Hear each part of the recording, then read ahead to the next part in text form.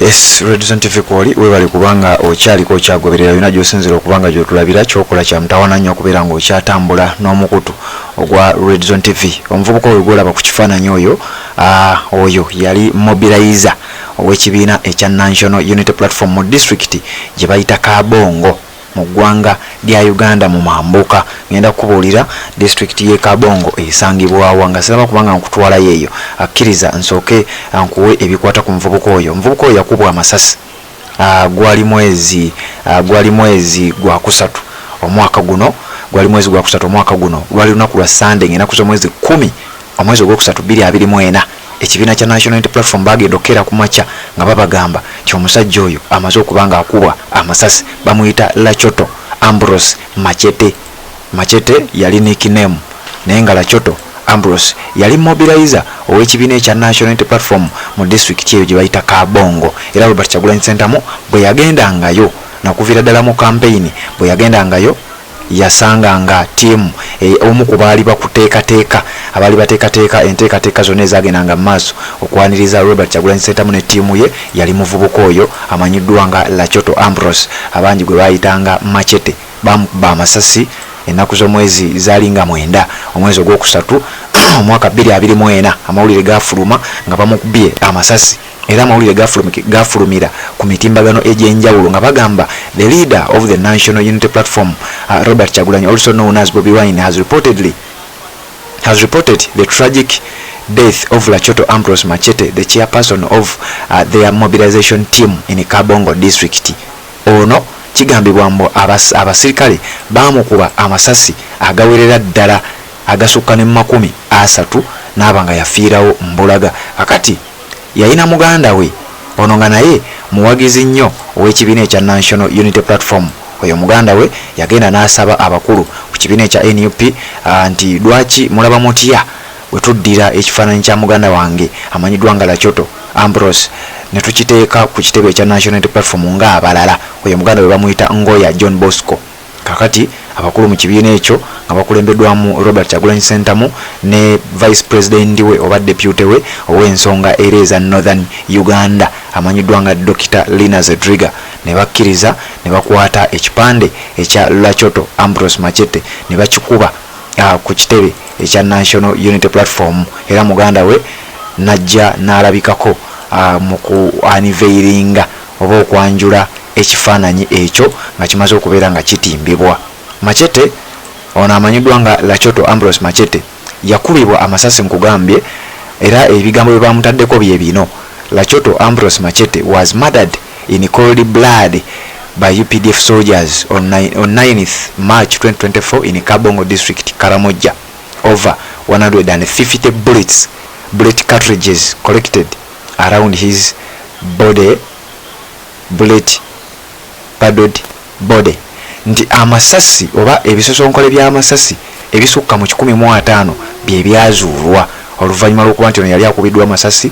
Bagenda ne bakebera ku crime scene ebisosonkole by'amasasi nga bisukka mu 150 nga kiraga nti olugaba amasasi bamukuba amasasi nga 150 agamutta, naye nga bambi olwaleero ekipande kye kimaze okuba nga kiteekebwa ku kitebe ekya National Unity Platform ekipya ekisangibwa e Makerere Kavule. Era ono Robert Kyagulanyi Ssentamu we yagendedde ku mukutu gwe ogwa Twitter n'ateekayo ng'agamba nti on 10th March 2024 we woke up to the news of the tragic death of our brother Lachoto Ambrose Machete, the NUP head of mobilization in Kabongo district, Karamoja sub-region.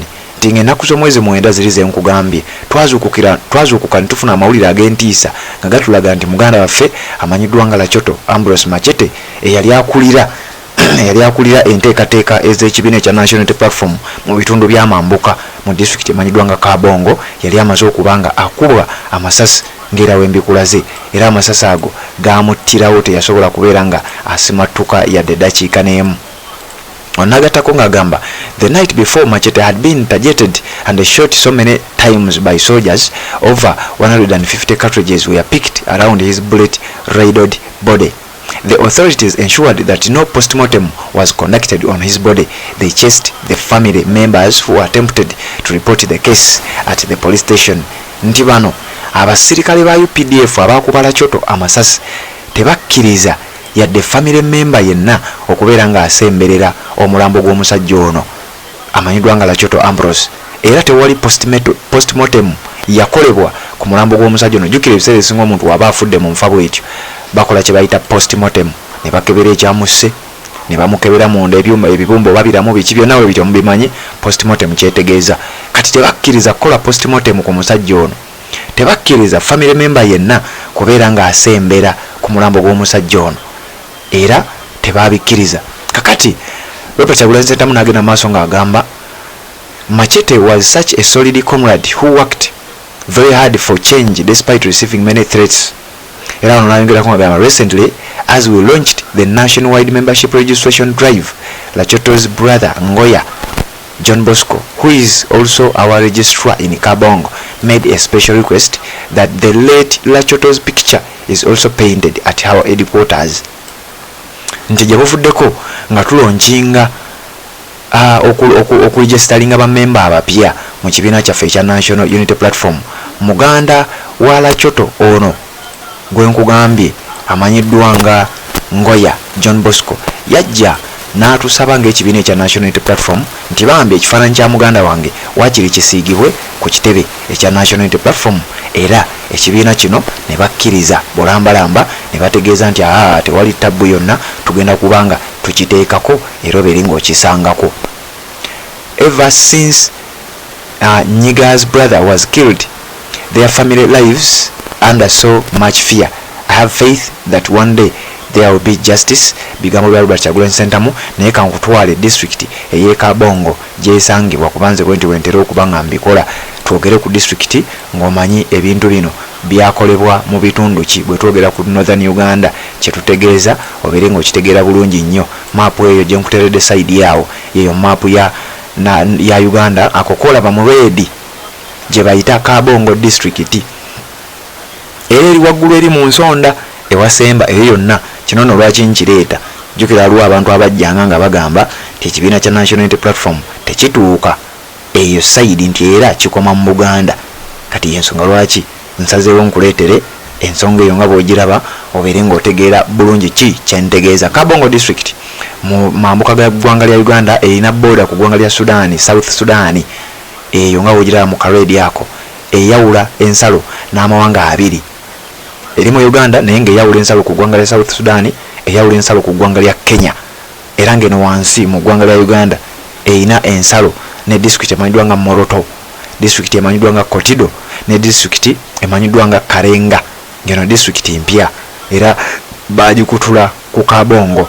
Kakati eyo district yewali oba naye egwa mu kye bayita Karamoja sub-region ng'olulimi olwogerwayo Lukaramoja. Kakati Lachotto Ambrose Machete gye yali awangaalira era gye yali ava omusajja ono gwe bakuba amasasi. Ekibiina ekya NUP bakkiriza okubeera ng'ekifaananyi kye bakisiize ku kitebe ekya National Unity Platform.